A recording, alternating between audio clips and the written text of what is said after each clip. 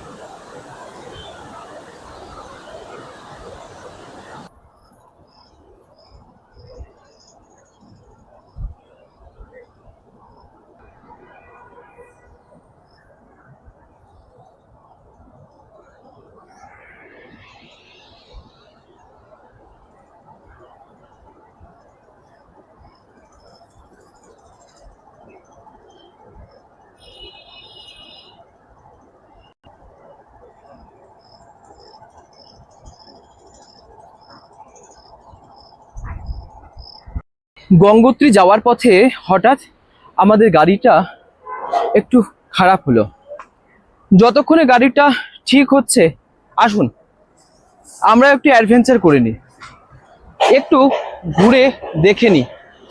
এখন যেই জায়গাতে রয়েছি উত্তরকাশীতে, তো উত্তরকাশীতে আমরা তো আজকে রাতে থাকবো, কিন্তু উত্তরকাশীতে থাকার সময়তে আমরা রাতে থাকবো, কিন্তু এখান থেকে এখনো প্রায় 108 কিলোমিটার আমাদেরকে যেতে হবে। যদি 108 কিলোমিটার যেতে পারি তাহলে আমরা সেখানে দেখতে পারবো, আর সেখানে গিয়ে দর্শন করতে পারবো। আর গঙ্গোত্রী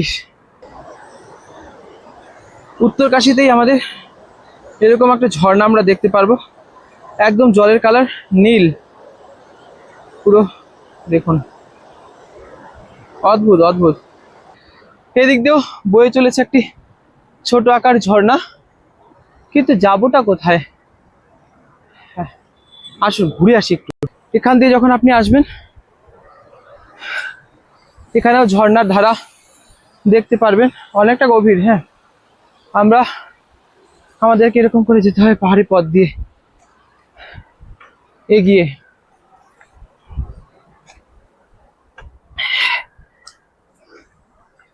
যখন এখানে এগিয়ে যাব, চারিদিকে পাহাড় পাহাড় আর পাহাড়। পাহাড়ি অঞ্চলে বিভিন্ন প্রকার গাছের সন্ধান পাওয়া যায়, অনেক রকম। আর বাঁশুয়ার প্রদীপ ওই জায়গায় রয়েছে, ওঠেনি। আমি আপনাদেরকে দেখাতে এখানে আসলাম। দেখুন এখান থেকে ঝর্ণা বইছে, কিন্তু এখানে স্রোত কম, ওই যে পাহাড় থেকে আসছে। আর যদি দেখি আমরা, এখান থেকে ঝর্ণা বয়ে নিচে চলে যাচ্ছে। দূরের আকাশ ছোঁয়া পাহাড়ে মেঘে ঢাকা, বাহ অপূর্ব। আরো যাওয়া যায় ওই দিকটায়, কিন্তু যাব না।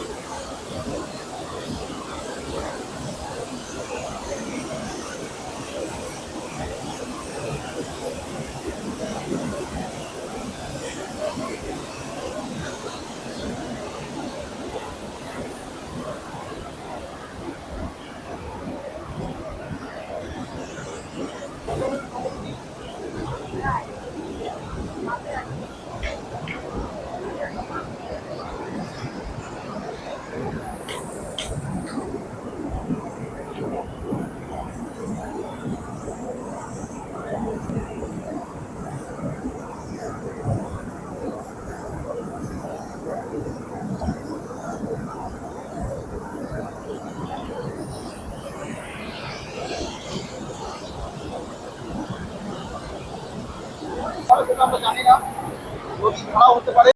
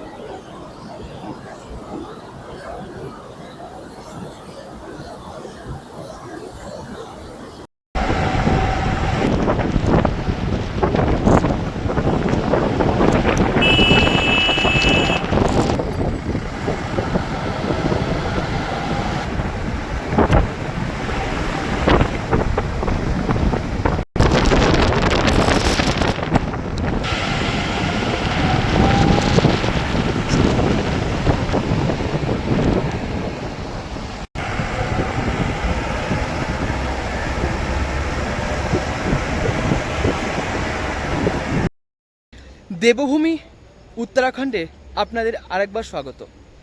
দেখতে দেখতে বেলা প্রায় 12টা।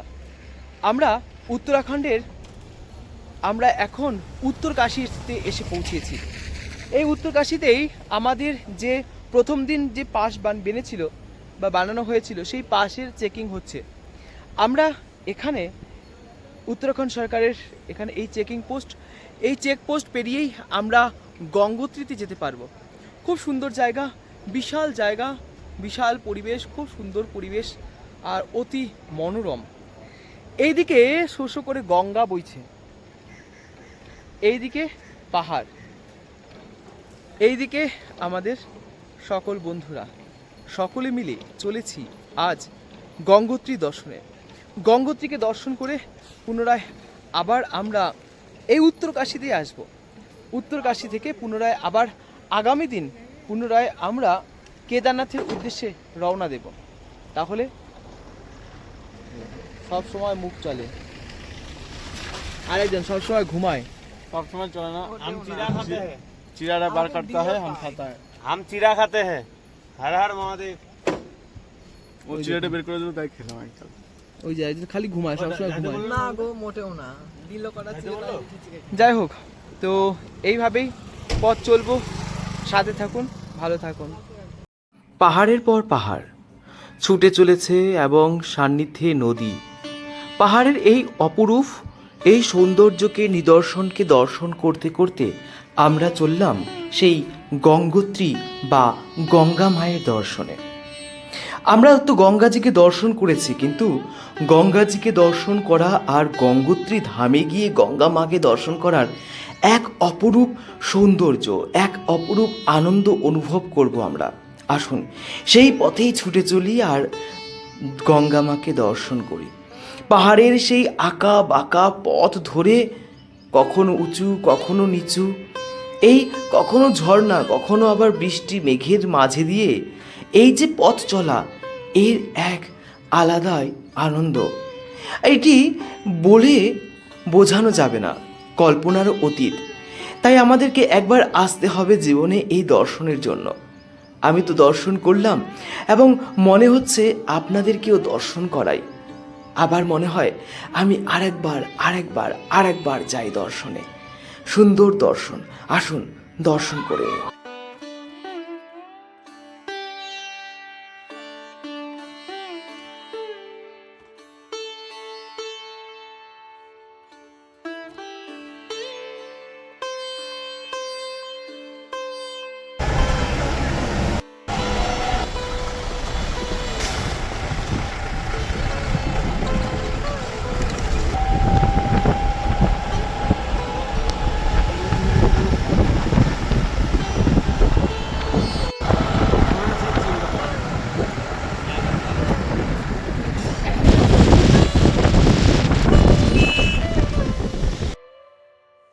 ঘড়ির কাঁটায় বিকেল 4টে, পৌঁছে গেলাম আমরা গঙ্গোত্রীতে। সকাল 6টায় আমরা বেরিয়েছি আর এখন বাজে 4টে।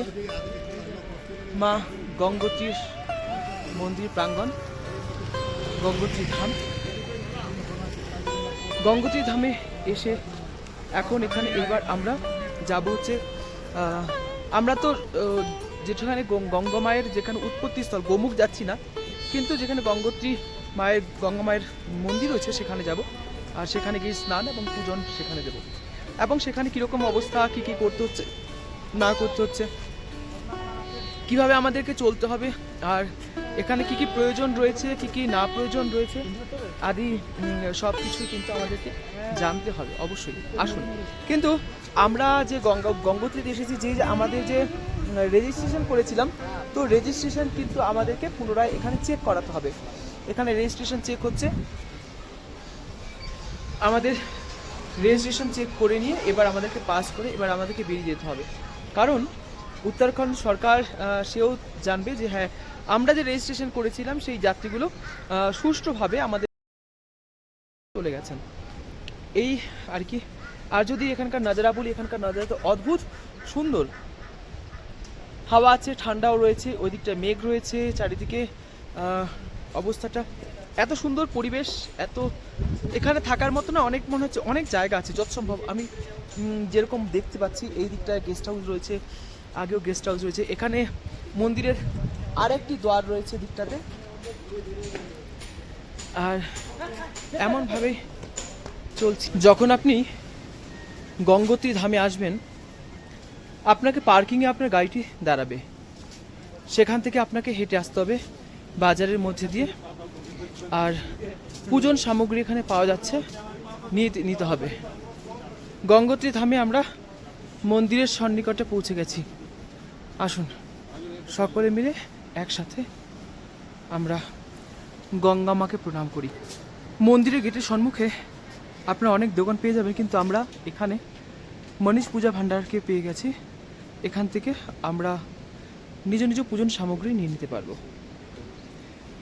এই পূজন সামগ্রী এখানে রয়েছে, এখানে এটি 100, 150, 200, 500, 1000, যে যেমন পাবেন সে সেই রকম, যার যেরকম সামর্থ্য সে সেই রকমভাবে আপনারা এখান থেকে পূজন সামগ্রী নিতে পারেন। আসুন আগে আমরা স্নান করে নিই, তারপরে আমরা নিয়ে নেব। গঙ্গা মাইয়া যে ওপর থেকে প্রবাহিত হচ্ছে, দেখুন ওপরে কীরকম মেঘ রয়েছেন। আমরা মন্দিরের সন্নিধিতে চলে এসেছি। এ হচ্ছেন গঙ্গা মায়ের মন্দির।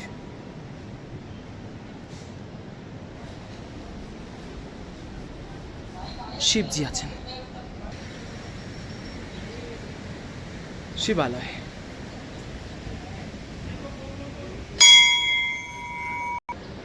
মেঘাচ্ছন্ন আকাশ, সময় ঘড়ি কাটায় বিকেল 4:30। ধীরে ধীরে সূর্য অস্ত চলছে। আমরা রয়েছি গঙ্গা মায়ের মন্দির প্রাঙ্গণে। মন্দির পরিসর ঠিক এই রকম।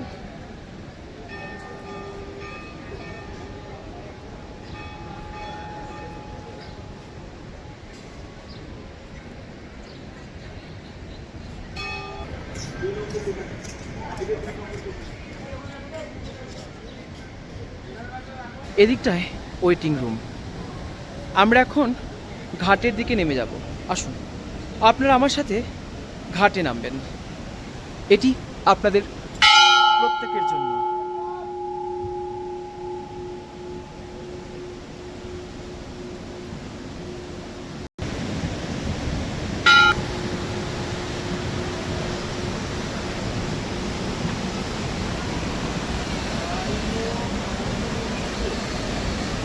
মা গঙ্গা তার প্রবল ধারাতে তিনি চলেছেন। মা গঙ্গা গোমুখ থেকে বয়ে আস্তে আস্তে তার তীব্র ধারায় তিনি বয়ে চলেছেন।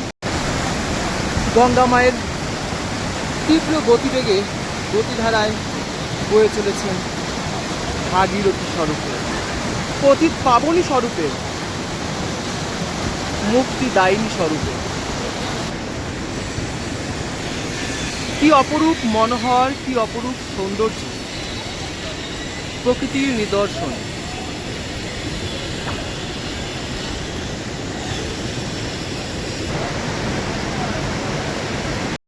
একবার স্নান করে দিয়েছি, এবার আপনাদের সকলের জন্য আরেকবার করব।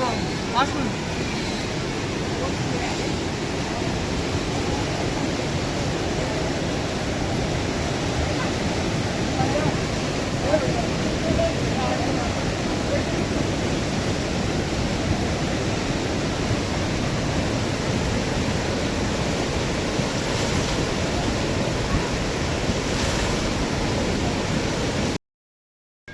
গঙ্গোত্রীতে গঙ্গা মায়ের স্নান এবং মায়ের পূজন এখানে অর্পণ করবার পশ্চাৎ এবার আমরা চললাম, রওনা দিলাম গঙ্গোত্রী থেকে। পুনরায় আমরা এখন বেরিয়ে যাব হচ্ছে কোথায় যাব? গঙ্গায় স্নান। স্নানের পশ্চাৎ গঙ্গা মায়ের পূজন অর্পণ হয়ে গিয়েছে। সময় এখন 6টা বাজে প্রায়, আর আমরা এখন বেরিয়ে যাচ্ছি উত্তর কাশীর দিকে। আসুন এখনকার মতো এ পর্যন্তই, আবার দেখা হবে আপনাদের সাথে খুব শীঘ্রই। জয় গঙ্গা মাইয়া কি, জয় গঙ্গা মাইয়া কি, জয় গঙ্গা মাইয়া কি। এবার আমরা গঙ্গার জল আদি সব কিছু নিয়ে নিয়েছি। এবার আমরা রওনা হলাম উত্তর কাশীর দিকে। আজকে উত্তর কাশীতে নিবাস করব। এখনকার মতো এ পর্যন্তই। ভালো থাকবেন। রাধে রাধে, জয় রাধে, জয় গঙ্গা মাইয়া, জয় কেদার বাবা। আর এই সর্বতীর্থের 4 ধামের জয় হোক, জয় 4 ধাম।